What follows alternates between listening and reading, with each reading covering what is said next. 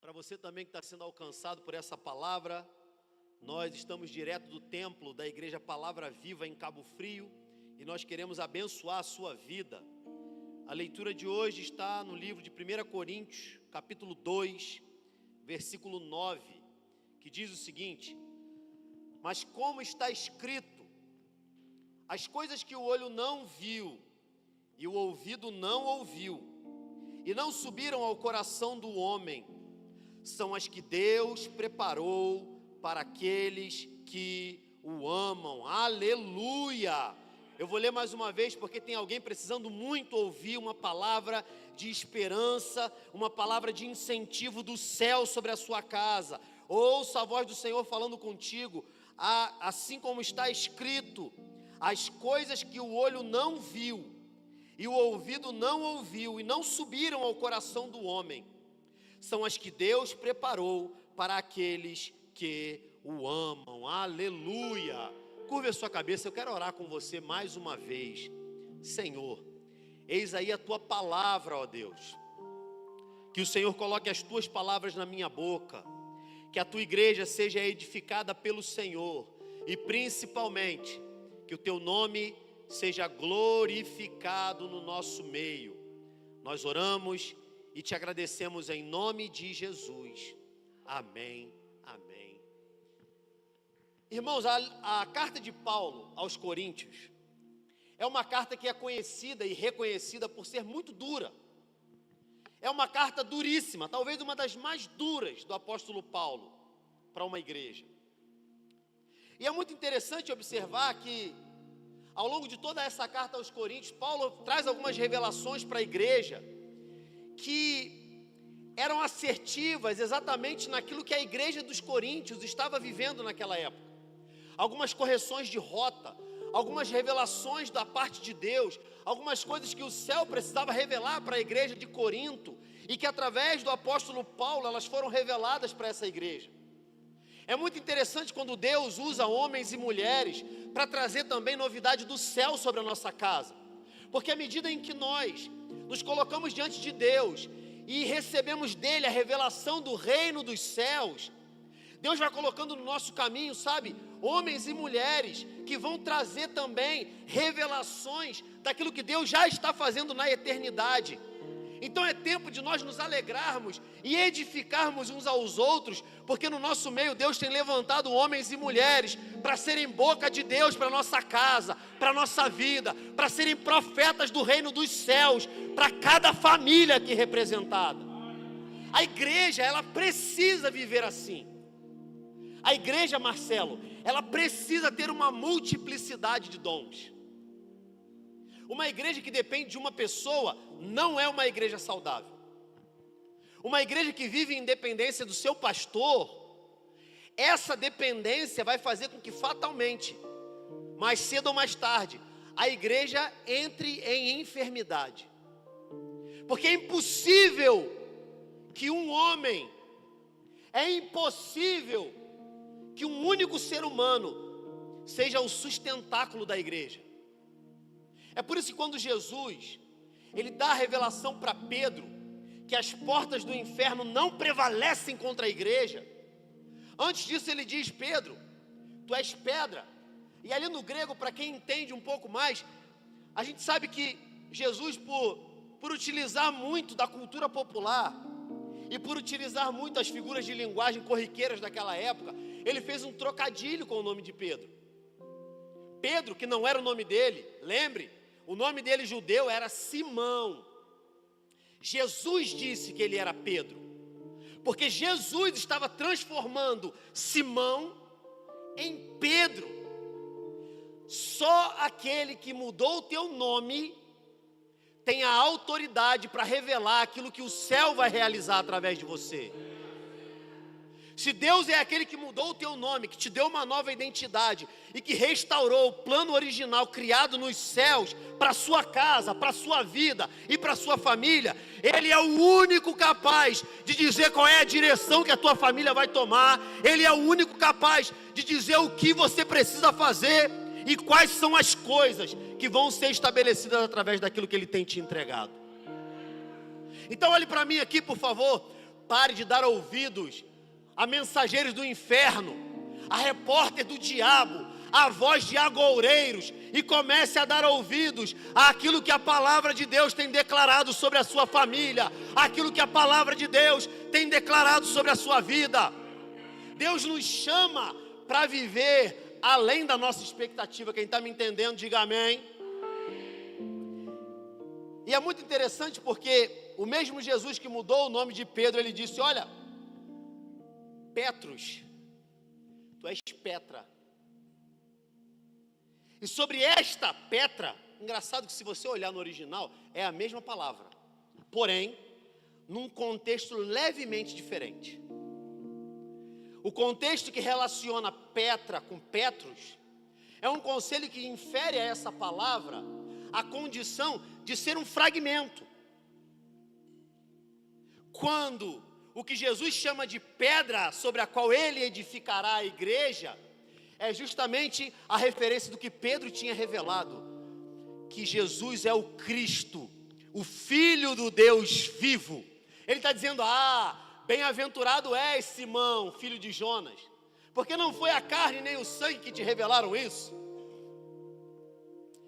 E eu te digo, tu és pedra, e sobre esta pedra eu edificarei a minha igreja. O que ele está dizendo para Pedro é o seguinte: olha, eu sou a pedra sobre a qual a igreja é edificada, a revelação de que eu sou o Filho do Deus vivo, e você é um participante dessa igreja, você é alguém que desfruta disso, porque no meu nome vocês expulsarão demônios, no meu nome vocês curarão enfermos, no meu nome vocês farão coisas extraordinárias. Quando nós fazemos parte da igreja de Cristo, é necessário compreender que no nome de Jesus todo joelho se dobra, nos céus, na terra e debaixo da terra, e diante dele toda língua confessa que Jesus Cristo é o Senhor. Então, quando nós nos reunimos, olhe para mim, por favor, é necessário compreender que Deus gerou na eternidade também uma expectativa que seria movida no nosso meio. Não é a expectativa de Deus, porque Deus não precisa de expectativa, Ele é a palavra cumprida. Ele não precisa gerar expectativa em nós, se Ele é aquele que cumpre tanto o querer quanto o efetuar. Mas Ele derrama sobre nós a capacidade de corresponder ao que Ele está falando. O presbítero Rafael acabou de falar isso aqui. Deus está em todos os lugares. Isso não significa que a presença dele se manifestará em todos os lugares, porque a manifestação dessa presença, ela demanda de nós corresponder àquilo que o céu está derramando. E à medida em que você corresponde àquilo que o céu está derramando, a Bíblia chama isso de adoração. Adorar é quando você devolve para Deus aquilo que primeiro Ele te deu. Então se alegra aí, porque se você está aqui no nosso meio nessa noite, é porque o Espírito Santo de Deus escolheu você para estar no meio da reunião da igreja. De repente, quando você sair de casa, você pensou assim: rapaz, será que eu vou mesmo? O dia hoje está meio, estou cansado. Alguém falou aqui, acho que foi Rafael: rapaz, você está cansado. Irmão, quem não está cansado, irmão? Eu dei aula hoje também, o dia inteiro. Quer dizer, o dia inteiro, à tarde eu não dei aula, mas a manhã toda. Você de repente trabalhou até 5 horas, até 6 horas, até 7 horas. Talvez veio do trabalho direto para cá. Mas não se preocupa não, porque Deus não fica devendo nada a ninguém. Aquele que gera expectativa no único que é o Rei da Glória, Ele que está assentado sobre um alto e sublime trono, é Ele que retribui a você, é Ele que responde a você, é Ele que faz aquilo que o homem não pode fazer, é Ele que toca onde o homem não pode tocar, é Ele que move o que o homem não pode mover, é Ele que transforma a situação que o homem não pode transformar.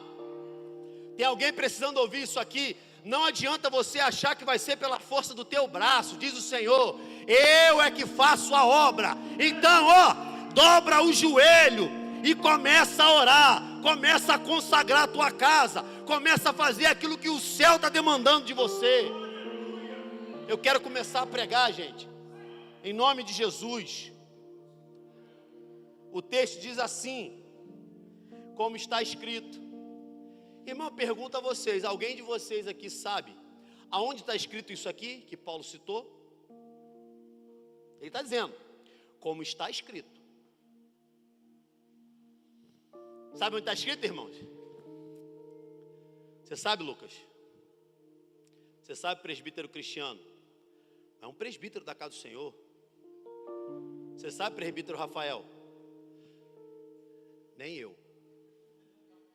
Por quê? Porque não está na Bíblia isso. Agora observa o seguinte.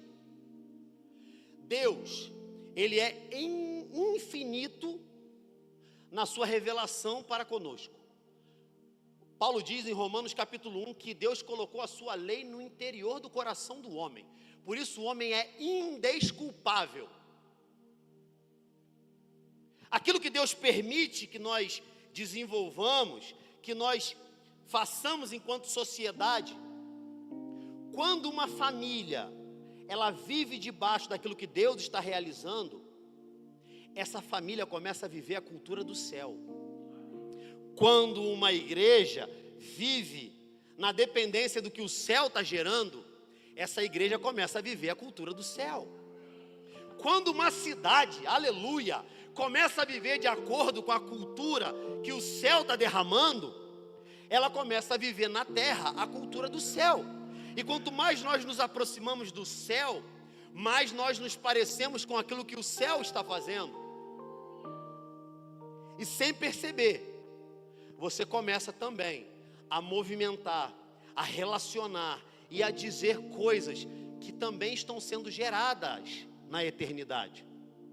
Então existem alguns ensinamentos que Deus revelou para a nação de Israel, como povo escolhido no Antigo Testamento, e que Ele, na sua infinita sabedoria e bondade, Ele decidiu não registrar na Bíblia. O que não significa que a Bíblia seja incompleta. O que não significa que a gente precise de algo além da Bíblia. Ei, olhe para mim. A Bíblia é suficiente para você. A Bíblia é suficiente para o mundo. A Bíblia é suficiente para todo homem e mulher na face da terra. Isso era uma coisa que expressava tanto a realidade do que Deus faz para alguém que corresponde ao que Ele primeiro está fazendo, que Paulo, centenas de anos depois da tradição judaica, o Senhor faz questão de registrar isso aqui através da pena do apóstolo Paulo. E ele diz, olha, como está escrito aonde? Está escrito em algum lugar, gente.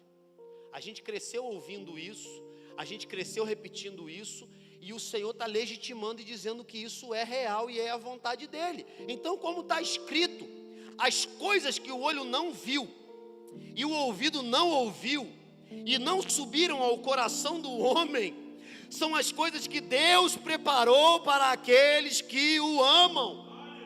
O que ele está dizendo é, não é autorizado ao homem colocar limite naquilo que Deus pode fazer.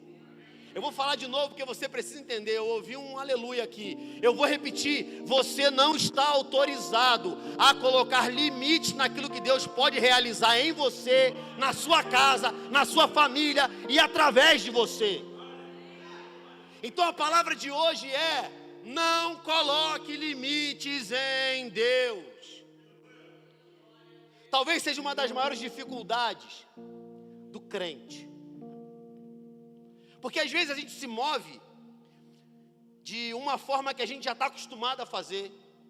Você prega de um jeito que já está acostumado. Você canta de um jeito que já está acostumado. Você ora de um jeito que já está acostumado. Você se move de um jeito que já está acostumado.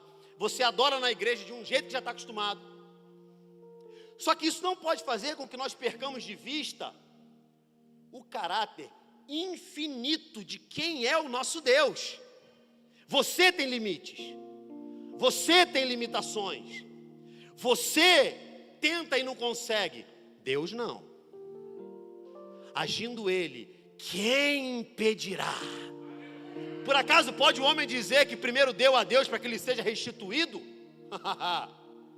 Deus nunca perde o controle de absolutamente nada, porque Ele não está limitado pelas nossas limitações, Ele não está limitado pelo tempo, pelo espaço, pela cultura, Ele não está limitado pela barreira linguística. Então eu quero dizer para alguém aqui nessa noite, talvez a tua limitação tenha impedido você de fluir em Deus, aquilo que Ele já está te chamando há um tempão. Mas eu vim nessa noite aqui como profeta do Senhor para te dizer, para de colocar limitação naquilo que Deus pode fazer através de você. Começa a fluir, começa a experimentar a novidade que o céu quer trazer sobre a sua casa. Começa a experimentar a profundidade de onde Deus quer levar você. Ah, pastor, mas eu já passei por um lugar e foi assim, e aí não deu. Irmão, esquece. Mesmo Paulo diz, ei, eu poderia me gloriar em muita coisa, porque eu sou judeu de judeus, fariseu. Eu poderia falar de tudo, porque quanto à lei sou irrepreensível. Mas eu não posso me gloriar. Eu não posso me gloriar. Mas uma coisa eu faço, que é esquecendo-me das coisas que ficam para trás e avançando para aquelas que estão diante de mim, eu prossigo para o alvo, pelo prêmio da soberana vocação de Deus em Cristo Jesus. Então aquilo que te feriu, aquilo que te machucou, aquilo que te paralisou, está na hora de você jogar para trás, está na hora de você largar, está na hora de você deixar, porque senão você é o único que consegue limitar aquilo que Deus pode fazer através de você. Ele está dizendo aqui, ó, nem o olho viu, nem o ouvido ouviu, e você nem imaginou. Quando o texto diz assim, não subiram ao coração do homem, essa expressão grega significa o homem nem foi capaz de imaginar ainda, nem foi capaz de gerar expectativa. Irmão, pensa só, pensa comigo.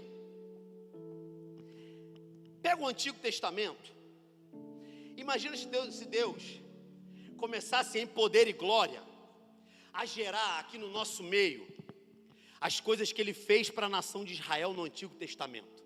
Imagina, irmão, imagina a gente ter maná do céu, pão que desce do céu para matar a fome dos famintos dessa cidade.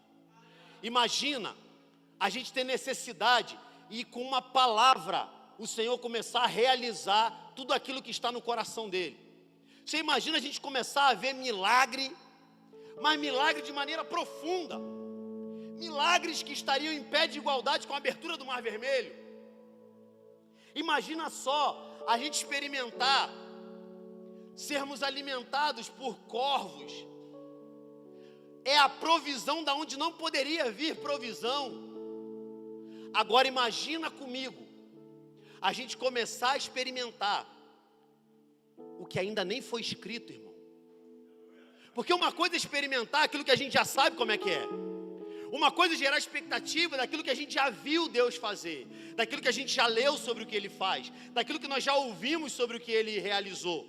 Outra coisa completamente diferente é ter a capacidade de corresponder ao céu, num nível do Espírito, para que nós possamos começar a vivenciar aquilo que nem o olho viu, nem o ouvido ouviu, e nem subiu ao nosso coração ainda, porque são essas as coisas que Deus preparou para aqueles que o amam. Então quando eu olho em perspectiva, eu vejo a eternidade. Quando eu olho em perspectiva a respeito daquilo que Deus já começou a realizar, eu olho para o céu. Eu vejo a caminhada que nos está proposta. E eu vejo um Deus que tem o controle e a direção de absolutamente todas as coisas. E que quer nos levar a uma caminhada onde o sobrenatural vai se tornar natural na nossa caminhada. É quando você começa a transitar naquilo que é sobrenatural, de maneira natural. Viver milagre para você vai se tornar uma coisa natural. Orar por gente ser curada e gente ser curada vai se tornar uma coisa habitual para você. Você começa a transitar e começa a declarar no mundo físico aquilo que ainda não existe, como se já existisse. E Deus corrobora a tua palavra. E aí você olha para a tua casa e começa a profetizar sobre a sua família, e começa a profetizar sobre o seu marido, sobre a sua esposa, sobre os seus filhos, sobre aquilo que ainda não é, aquilo que Deus ainda não fez, aquilo que você ainda talvez até tenha deixado de gerar expectativa, e você começa a enxergar Deus fazendo valer a sua palavra, porque Ele disse que nem olhos viram, e nem ouvidos ouviram, e nem o homem teve expectativa, e são essas coisas que Ele preparou. Aleluia! Aquilo que o céu começou a gerar, gente, é muito mais amplo e muito mais poderoso do que os nossos cultos mais intensos aqui. É exatamente isso que Deus preparou para realizar na tua casa. É exatamente isso que Deus preparou para realizar no teu casamento. É exatamente isso que Deus preparou para realizar naqueles negócios que você acha que já estão fracassados. A coisa mais extraordinária, talvez, da caminhada cristã é conseguir perceber que nós temos um Deus que é o único Deus verdadeiro e que faz promessas reais para nós.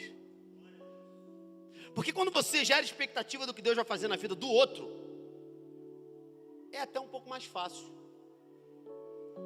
Porque o irmão está doente, e você tem até fé de que Deus vai curar o irmão. Você é capaz de manifestar fé para que Deus realize essa obra na vida dessa pessoa. Mas quando o negócio chega na tua casa, quando é você que está vivendo luto, quando é você que está vivendo um empecilho, quando é você que está vivendo a impossibilidade, quando é você que, independente do que você faça, nada adianta, aí parece que a gente é jogado na lona. Porque parece que a nossa caminhada cristã, ela também se baseia naquilo que o olho está vendo, também se baseia no que o ouvido está ouvindo. Mas esse é só o primeiro passo. Porque a Bíblia diz que quando a gente entra no Evangelho, nós manifestamos a fé salvífica. É um termo que na teologia a gente usa, a fé salvífica. E a Bíblia diz que a fé vem pelo e o ouvir a palavra do Senhor. Só que enquanto você está ouvindo, isso capacita você a começar a ver. Só que isso aqui, irmãos, ainda está no raso. Você ouvir uma palavra e começar a corresponder e ter a sua vida transformada pelo Evangelho, é só o início da caminhada, gente. Deus quer levar você a águas mais profundas, amém? Deus quer levar você a um lugar onde você não tem mais o controle. Deus está chamando pessoas aqui nessa noite a mergulhar num rio que você não vai dar pé, você não vai poder controlar. E assim como o vento sopra onde quer, e você não pode discernir, nem saber de onde ele vem e para onde ele vai, assim é todo aquele que é nascido do Espírito. Você começa a ser movido por aquilo que o céu está fazendo, e isso não está no teu controle. Irmão, ouvir a palavra, manifestar a fé em Deus, e começar a ser transformado, e ver a boa mão do Senhor agindo em você, e através de você, é lindo demais. Mas é só o início da caminhada. É só o início. Quantas pessoas você conhece e que tinham uma vida antes de Jesus e que agora tem outra vida depois de Jesus? Isso é lindo ou não é, gente? Isso é lindo demais. Mas é só o começo. É só o início. Porque o que te aguarda não é na medida do quanto você consegue corresponder. Agora eu estou indo para uma feijoada mais grossa ainda. O que te aguarda não tem a ver com a sua capacidade de corresponder. Viver a transformação depende do quanto você corresponde ao que o céu está fazendo em você. O nome disso é santificação. A santificação é uma obra do Espírito Santo com a cooperação do homem. Por quê? Carregar a cruz é responsabilidade sua. Renunciar ao pecado é responsabilidade sua. Negar o teu eu é responsabilidade sua. Renunciar aos velhos prazeres pecaminosos é responsabilidade nossa. Então, à medida em que você coopera com o que Deus está fazendo, você vai vendo a transformação dele em você. E você vai vendo também que Ele vai começar a usar você para alcançar outros. Ele vai usar você para curar gente. Irmãos, eu não sei se vocês já viram, mas eu já vi gente curar e a pessoa vomitar o câncer. Irmãos, eu já vi gente em estado terminal de morte e por uma oração o Senhor restaurar a saúde. Eu já vi gente que era a mais improvável do mundo e numa oração se rendeu e aceitou a Jesus, e Jesus mudou a vida dessa pessoa. Porque quanto mais você corresponde, mais você se torna capaz e habilitado a ver o que o céu vai fazer. Agora, o que o olho não viu, e que o ouvido não ouviu, e o que nem subiu no coração do homem, é um nível um pouquinho mais adiante. Como diz minha avó, o buraco é um pouquinho mais embaixo. É mais profundo. É um nível que a gente não está acostumado. Sabe por quê, irmãos? Porque nós temos a tendência, olhe para mim por favor, nós temos a tendência a considerar que aquilo que Deus faz por nós é aquilo que nos abençoa. Aí a gente ora: Senhor, derrama as tuas bênçãos. Senhor, abençoa fulano. E aí, a nossa caminhada se torna com base nas bênçãos. Não está errado não, irmão. Porque Deus também é adorado através dos seus feitos. O problema é que não se torna dependente de um Deus que é quase teu mordomo. Não é disso que eu estou falando aqui. Mas quando você passa a considerar o que Deus faz para você como sendo as bênçãos dele na sua vida, você perde de perspectiva aquilo que realmente ele está te chamando para viver. O que ele está me chamando para viver então, pastor? Ele está te chamando para viver o que o olho não viu, o ouvido não ouviu, e aquilo que você nem foi capaz de gerar de expectativa. Então isso não tem nada a ver com o que Deus vai fazer para você. Isso tem a ver com quem Ele vai tornar você, para que você se torne capacitado para adentrar determinados lugares. Deixa eu te explicar uma coisa aqui. Eu não sei se ainda tem isso. Duarte está aqui, vai me ajudar. Hoje em dia pode entrar no fórum de chinelo de dedo? Não? Não? Tá. Então, irmãos, eu posso andar pela rua de sandália de dedo? Eu posso ir na praia de sandália de dedo? Agora eu posso entrar lá no fórum assim? Então existem trajes específicos que me habilitam a entrar em lugares específicos, sim ou não?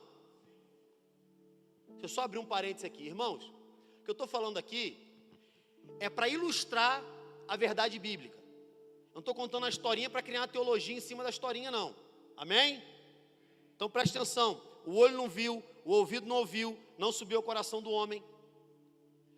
Paulo, quando fala sobre como nós devemos nos tornar diante de Deus, ele fala sobre algumas características de vestimenta que nós precisamos usar. Ele fala sobre o capacete, ele fala sobre a couraça, ele fala sobre o cinto, ele fala sobre o calçado, ele fala sobre o escudo e ele fala sobre a espada. Você só entra em lugares para viver o que o olho não viu e o ouvido não ouviu, se você estiver espiritualmente trajado e habilitado para acessar esses lugares. Não é possível. Você pode ser pastor, você pode ser presbítero, você pode ser o arcanjo ungido. Se você não tiver trajado da forma correta, você não pode acessar esse lugar. Só que antes disso tudo, você precisa ter sido lavado e remido pelo sangue do Cordeiro. Estar lavado e remido no sangue do Cordeiro é o primeiro passo. Irmão, isso aqui é muito poderoso. É o primeiro passo para começar a se aprofundar e estar apto a receber o traje que Deus quer te dar. E aí, quando você começa a compreender e começa a se aprofundar, você passa a perceber que não depende mais da sua capacidade de corresponder. Aqui é lindo, irmão. Irmão, você sabe que a maioria das pessoas não está preparada para ouvir esse tipo de coisa, porque você vai chegando num nível que não é mais pelo quanto você corresponde. Você começa a entender que já não é mais pelo quanto você faz, porque o fazer, o corresponder, se tornou parte de quem você é. Então passar a vida em oração, em leitura, em consagração, já não é mais alguma coisa que você fala assim, eu tenho que orar, eu vou fazer. Já não é mais um sacrifício de louvor. Já não é mais uma coisa que move você e que gera esforço em você. Se tornou parte de quem você é. Aí você começa a entender o que significa quando Paulo falou: estou crucificado com Cristo. Portanto, já não sou mais eu quem vivo, mas Cristo vive em mim. E esse viver que agora tenho na carne, vivo pela fé no Filho de Deus, que me amou e a si mesmo se entregou por mim. Você passa a perceber que quanto mais anulado você está, mais gabaritado você se torna para acessar esses lugares. Você percebe que se torna um cristão. Eu vou usar essa palavra aqui, correndo risco, irmão, de você não me entender, mas você se torna um cristão inútil. Que isso, pastor? Porque você começa a perceber que não é pelo quanto você faz, é pelo quanto Cristo faz através de você. Não tem a ver com o teu talento mais, não tem a ver com a tua habilidade mais, não tem a ver com o teu dom mais. Você percebeu que você é inútil. Irmãos, algumas revelações que Paulo trouxe, você só consegue compreender à luz dessa revelação. Paulo dizia: olha, tudo que eu tinha como lucro, eu julguei como perda. Pô, como assim? Tudo o que eu podia fazer, eu julgo como nada. Eu vou para um lado, Cristo me empurra para o outro. Eu vou para o outro, Ele me leva para lá de novo. Eu tento ir para lá, Ele me joga para cá. Porque eu percebi que eu me tornei escravo do Senhor. É muito bonito, irmãos, quando a gente fala assim: já não somos, nós somos servos do Senhor. Aí depois fala assim: já não sou mais servo, agora eu sou amigo. Irmão, mas o próximo passo é você se tornar escravo. Sabe o que acontecia na cultura judaica e na cultura do mundo antigo em geral? As pessoas se tornavam escravas, principalmente por 2 motivos. Quantos motivos? Só para ter certeza que vocês não estão dormindo. Primeiro motivo: a pessoa tinha uma dívida que ela não podia pagar. Preste atenção, hein? Tinha uma dívida que não podia pagar. E essa pessoa então trabalhava como escravo até pagar aquela dívida. Ou então dava um filho, dava alguém para trabalhar para aquele credor até pagar a dívida. Segundo motivo: a pessoa era um prisioneiro de guerra. Ele era um resgate de guerra. E aí se tornava escravo. O próximo passo depois de ser amigo é entender que você se tornou escravo. Porque o que acontecia, muito comum no mundo antigo, até na Mesopotâmia, no Oriente Médio, o escravo se afeiçoava ao Senhor, porque não tem nada a ver a experiência da escravidão da antiguidade com a experiência que a gente teve aqui no Brasil. Tem absolutamente nada a ver. E aí essa relação, ela ia se tornando cada vez mais intensa em alguns casos. E o que acontecia é que chegava o dia, chegava o tempo do escravo ser liberado. Só que alguns desses escravos, eles diziam assim: não, eu não quero ir embora não. E era comum que eles botassem a orelha no batente da porta assim, e pregassem uma argola na orelha, um pino na orelha, e eles se tornavam um escravo da orelha furada. Quer dizer, eu poderia ter sido libertado já, eu já poderia sair do controle desse senhor, mas eu escolhi voluntariamente me tornar um escravo da orelha furada. Então quando ele andasse por qualquer lugar, quem olhava para ele dizia assim, ele é escravo, mas ele é um escravo que ele se fez escravo. Escravo com a orelha furada no batente da porta. Você está pensando que o grau mais legal é você ser amigo de Jesus? Então experimenta se tornar escravo da orelha furada no batente da porta. Porque a Bíblia está dizendo aqui, irmãos, nem olhos viram, nem ouvidos ouviram, e nem tampouco subiu ao coração do homem. Aí o pessoal do coach pegou isso aí, porque o que a gente acha que é invenção nova, não tem nada novo debaixo do sol. Salomão já falou isso. À medida em que você vai se tornando alguém que voluntariamente quer fazer as coisas e quer se tornar submetido a um Senhor no qual você não está obrigado mais,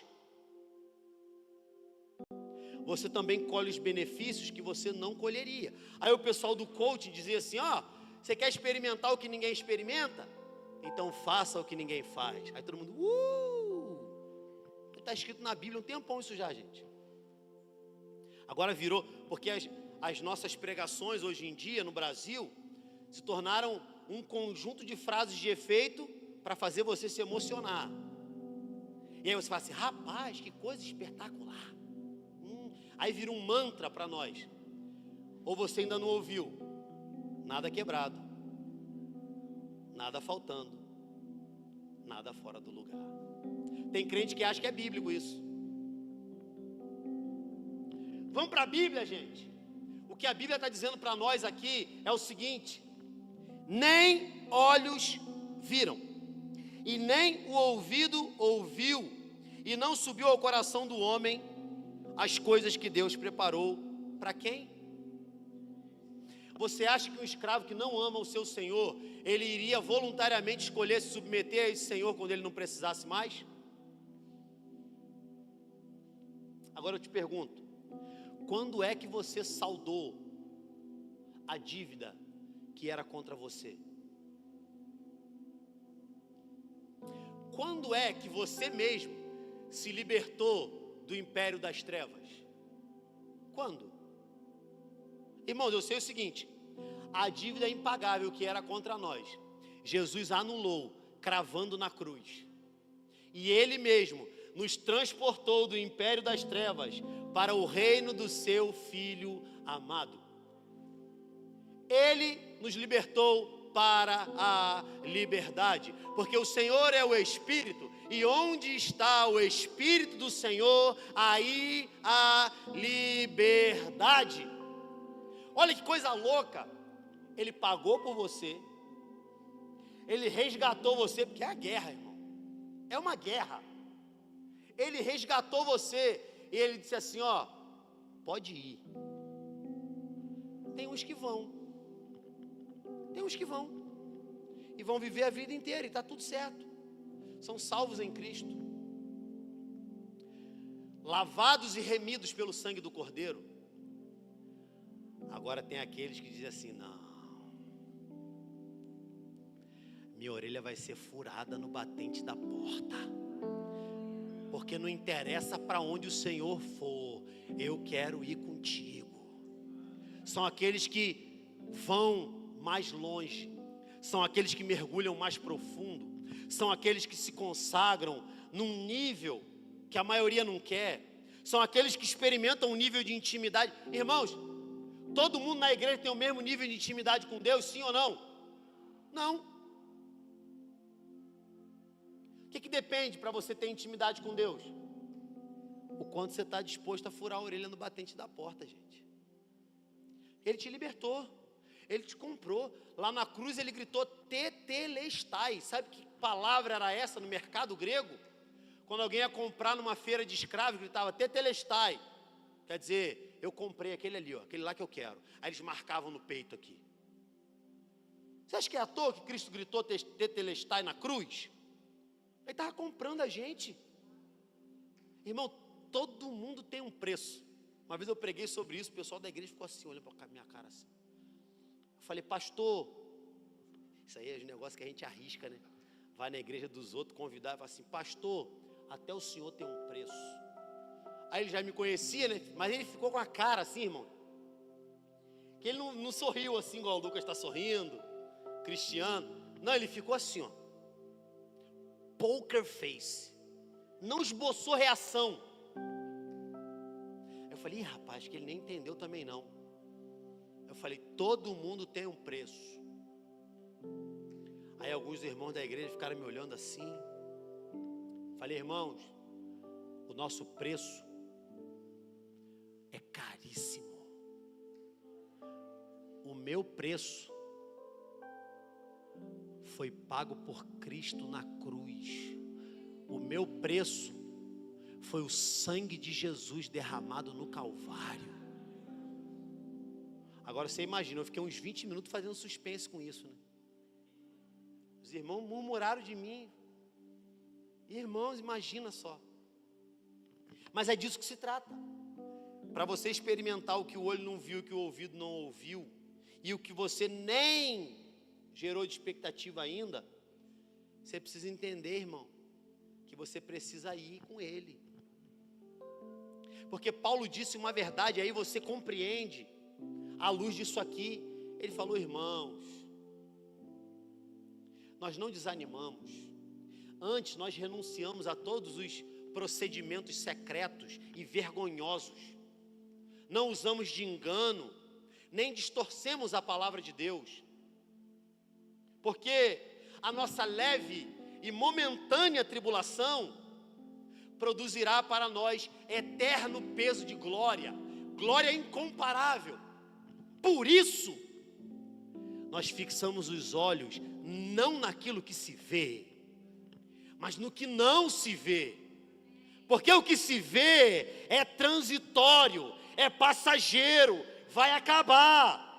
Mas o que não se vê é eterno. É o que o olho não viu, o que o ouvido não ouviu, aquilo que a gente ainda nem viu ele fazendo, não está nem registrado ainda.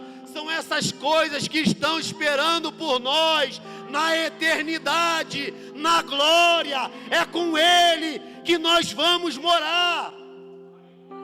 Agora a eternidade do céu na tua vida começa no exato momento em que você recebe o Senhor Jesus como seu Salvador. Tem gente que acha que a eternidade tem a ver com depois que você morrer.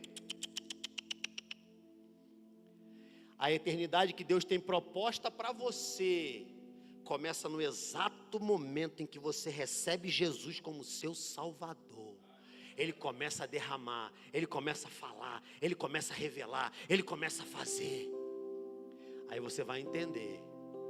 O olho não viu ainda, o ouvido não ouviu, ninguém viu ainda a minha casa servindo ao Senhor, mas eu vou declarar, eu e a minha casa servimos ao Senhor. Ninguém viu meu filho liberto das drogas, mas eu vou declarar, o meu filho será liberto em nome de Jesus. Ninguém viu ainda a porta que Deus vai abrir para me tirar desse lamaçal, mas eu vou declarar, porque você começa a andar igual doido, irmão. Você começa a andar crendo e enxergando aquilo que o olho nem viu ainda. E você começa a se mover como se a coisa já fosse do jeito que ainda não é. Olha que doideira. Você começa a andar olhando para a eternidade, para o momento que Deus vai realizar aquilo que o olho não viu ainda sobre a sua casa, aquilo que o ouvido não ouviu ainda sobre a sua família, aquilo que gente olha ao seu redor e diz assim, rapaz, não tem jeito isso aí não. Não, para você é só até aqui, porque o teu passado te condena. Já viu aquele filme, né? Meu passado me condena. Aí na vida com Jesus a gente tem que completar. Meu passado me condena, mas o Senhor é aquele que me liberta. E Ele jogou inclusive no mar do esquecimento. Fica de pé, por favor, para a gente orar.